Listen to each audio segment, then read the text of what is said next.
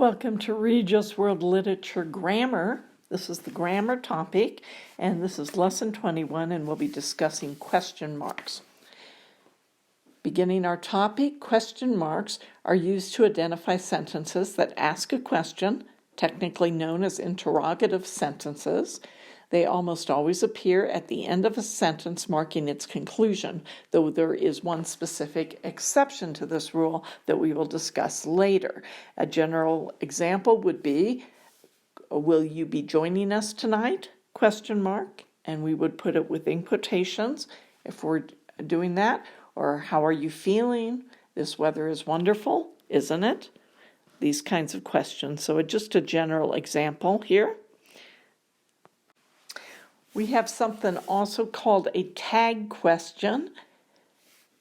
Sometimes we have a normal declarative sentence, and then we follow it at the right. We have the tag right at the end, which makes it a question mark. You've seen this before. I'll write an example in a minute. This is usually used for rhetorical effect. We're not always expecting an answer. Or to indicate surprise or disbelief. Let me give you a couple examples of tag questions. Tag questions takes what normally sounds like a declarative sentence and then turns it into a question at the end.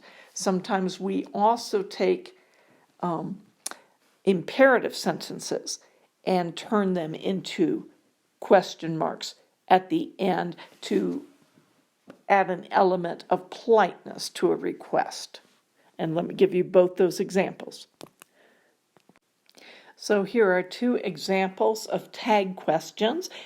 "You will be home in time for dinner," right?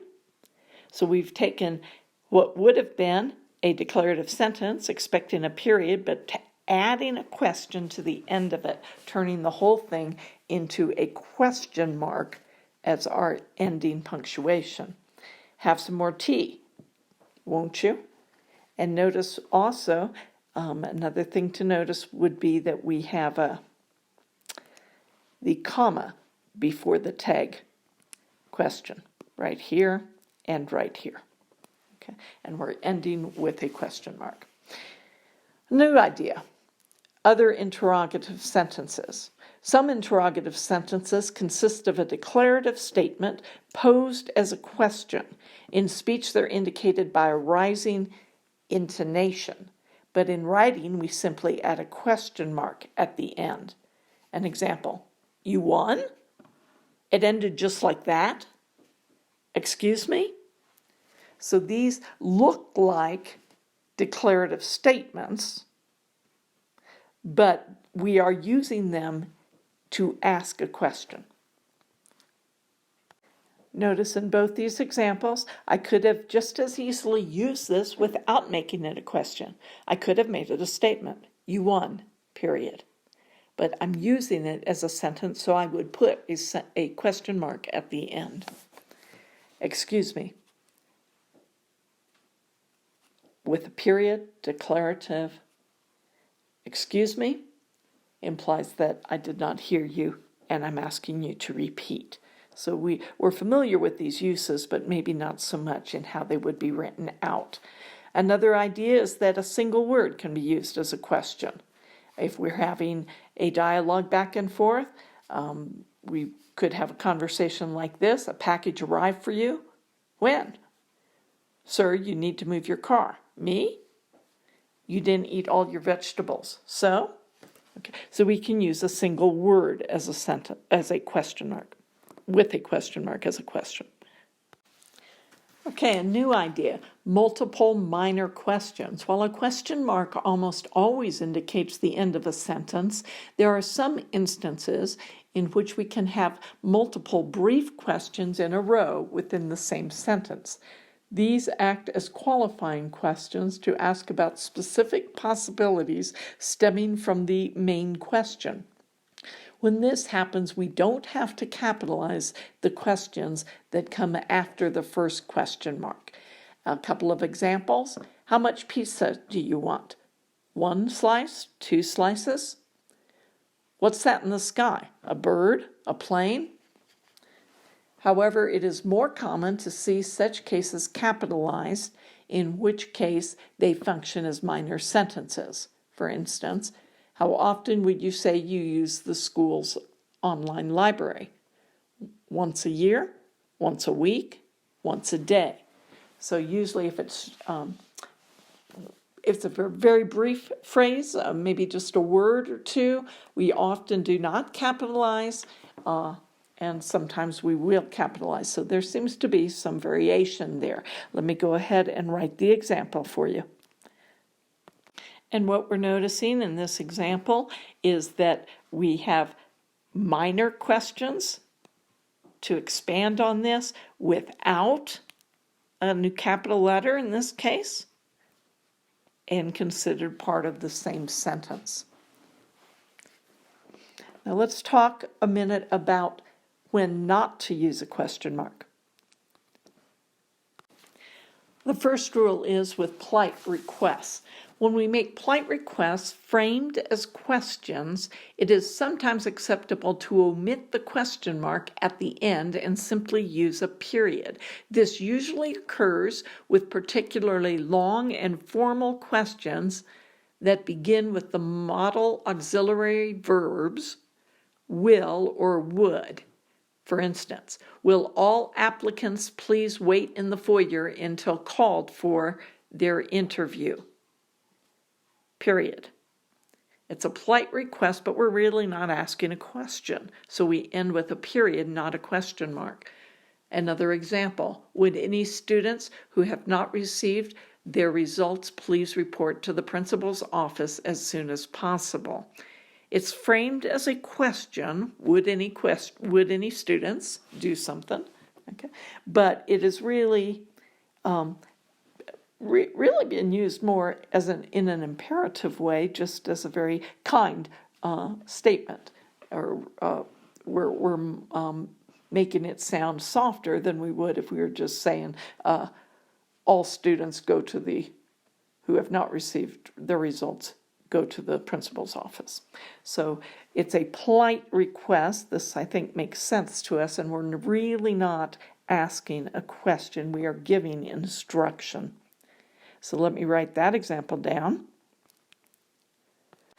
A second time we would not use a question mark is when we're talking about indirect questions. An example would be, I was wondering if you would like to get some dinner after work. Now, I could turn that into a direct question. Would you like to get some dinner after work? And I would use a question mark. But when I am kind of framing that in an indirect way, that is really a declarative sentence. I was wondering if you would like to get some dinner after work. I am expecting a response, but I do not use a question mark. Another example, I'm curious whether it will be sunny this weekend. So let me write one of those examples down. Do not use the question mark again. And notice one more time for these two examples, notice we are using a period right here and right here, not a question mark. Whoops, probably a bad choice to do that because I am, let me do that a different way.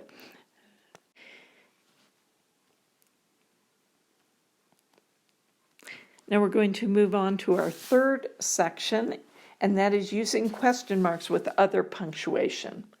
Question marks most often stand in isolation at the end of a sentence. However, when other punctuation marks are used alongside them, it's important to know how and where the question mark should be used. So using question marks with other punctuation marks. First rule. A question mark will stand in place of a period when it is ending a question. However, if a period is used to mark an abbreviation that appears at the end of a question, we put the question mark outside or to the right of the period with no space between them, just as we did with exclamation points. Did you really meet Martin Luther King Jr.? And in this example, the comma because of junior coming before it, a period because we have an abbreviation here, and the question mark indicating that the entire sentence is a question. We'll go to the next page for the next rule regarding how to use question marks with exclamation points. In informal writing, we sometimes use a question mark with an exclamation point to emphasize surprise or excitement. We have covered this before when we were discussing exclamation points. Now, this is where we use it in partnership, a question mark, exclamation point together, and it is definitely only for very informal writing. So this is review. What did you say to him? And that is a question mark, exclamation point at the end. Very informal. Number 3, with multiple question marks, similar idea as above. A very similar method of conveying surprise or excitement in a question is to use more than one question mark in a row. The more question marks used, the greater the degree of surprise or excitement. Again, this is very informal, so you should only use it in casual written conversation, if at all.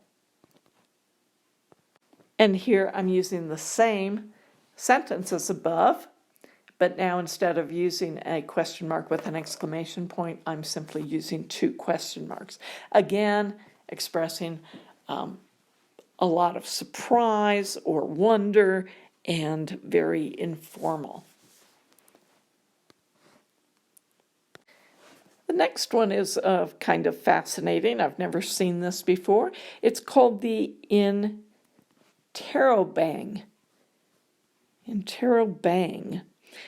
They're saying it is becoming more popular to use the question mark and the exclamation point together so that it has given rise to a new form of punctuation mark, where you have the question mark and the exclamation point together. I've never seen that, to be honest. Okay, so they call that the interrobang. It's not recognized formally, however. It says this is still not a formally recognized punctuation mark, though you might hear about it sometimes. The interrobang sounds like a great crossword puzzle question. So its use is not recommended in anything other than very casual writing. In fact, many readers might not even know what it is, including myself. So I could have that same question or same sentence above, what did you say to him? And I could use this new punctuation mark. I would not recommend using this, but you might have fun introducing it to a friend if you want. And again, the example is like this. And you can see here that we are merging these 2 punctuation marks into one. You'll have to let me know if you see this in any computer choices as far as punctuation marks. I'll be curious when that starts to appear. All right, next idea. This is those last few are things I would not expect to see in your writing for me, but this next one is important. It's how to use a question mark with quotation marks. We use quotation marks to indicate the exact words used by someone else. This is known as direct speech or direct quotation. When the quoted text is a complete question, the question mark will appear within the quotation marks, as in, he asked, comma, quotes, how do I know they're telling the truth? Question mark, end quote. Or, quote, when will this meeting be over? Question mark, end quote. He wondered to himself. However, if the quoted text is a part of a larger interrogative sentence, then the question mark will fall outside of the question marks. For instance, I think he meant will fall outside the quotation marks. That's an error in the writing here. So the example would be, did you know that he said he, quote, he'll, quote, never go back to that city again, end quote. He's not asking the question, but I am asking the question, so the question mark falls outside the quote. I'll write this down in a second. Here's another example. Why do you think we, quote, don't have a chance? End quote, question mark. So again, if what's being quoted is not a question, but I am asking the question, the question mark falls outside the quotes. Let me write a couple examples. Okay, a couple things to notice here. Within the quotes, the question is part of the quote. How do I know they're telling the truth? Because it's part of the quote, the question mark will go first and then the end quote. Don't forget at the beginning he asked, the comma, and then the quote. Now in the next example, we begin with the question, when will this meeting be over? He wondered to himself. We begin with the quote. The question is part of the quoted material, so the question mark will go within the quote. Notice no comma here when we continue on. This is my punctuation mark. If I have another form of punctuation mark here within the quote, I do not need a comma also. Now the two other examples are when we're going to reposition the quote with before the question mark. Let me show you this. So in these last two quotes here, did you know that he said he'll, quote, never go back to that city again? The quoted part is not a question. He was not asking the question, but I'm asking the question, did you know that? And so the question mark goes outside the quotes. Again, why do you think we don't have a chance? Question mark. Okay. Again, the don't have a chance was not the question. But I am asking the question, why do you think that? So the question mark goes outside the quotes. Last concept. As with quotations, if a question mark is a part of formatted text, okay, not just titles, but many times we'll see this with the title, okay, it should use the same kind of formatting. This is especially relevant to italics, which are often used to distinguish the titles of bodies of work, such as books, films, or music albums. Underlining is used this way too, though it is more common in handwriting than in print. If a title contains a question mark, the question mark should appear with the same formatting as the rest of the title. For example, one of my favorite books is Do Androids Dream of Electric Sheep? Question mark, part of the title, and so it will be italicized as is the title. Another example, tonight we're going to watch Who Framed Roger Rabbit. Again, Who Framed Roger Rabbit has a question mark in the title, so if we are underlining the title, we'll underline the question mark. If we're italicizing the title, we will italicize the question mark. However, if we are asking the question and it's not part of the title, it will not be formatted like the title is. Same rules as before we discussed with exclamation points. So one last example, have you ever read italics, for whom the bell tolls, end of italics, question mark? Okay, because I'm asking you the question, but for whom the bell tolls does not have a question in the title. Okay, so with titles, if the question mark is part of the title,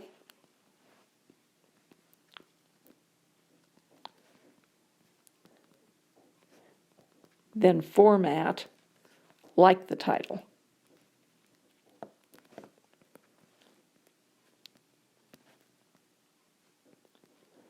If it's not part of the title, if the question mark is not part of the title, then do not format like the title, right?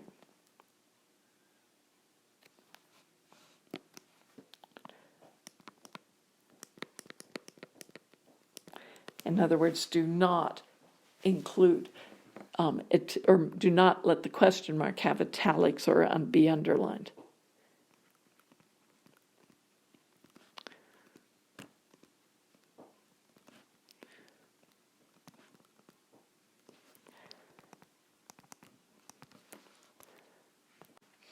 Okay, a few question marks that could be maybe on a quiz. Here's some that at least they include at the end of the chapter. Might not be the kinds of questions I'll ask. But number 1, question marks are used with what kinds of sentences? And your answer would be interrogative sentences, not declarative, not imperative, and not exclamatory. Right? The second question says, what kinds of questions do not use question marks? Do direct questions use question marks? Yes. Do indirect questions use question marks? No. So go back and review. Indirect questions do not use question marks. Tag questions do. That's where I put a little right or are you sure or something at the end. Single word questions like a plane, a bird, those also use question marks. So the only one there that does not is the indirect question. Let me see if there's any. Okay, those are about the only two that I can follow through with here with you orally. All right.